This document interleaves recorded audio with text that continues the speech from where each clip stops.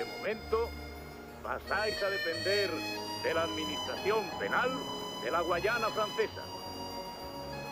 Una vez hayáis cumplido la condena íntegra en prisión, aquellos de vosotros con sentencias de 8 años o más, permaneceréis en la Guayana en calidad de obreros y colonos por un periodo de tiempo igual al de vuestra sentencia. En cuanto a Francia, la nación os ha marginado para siempre. Francia se ha librado de todos vosotros.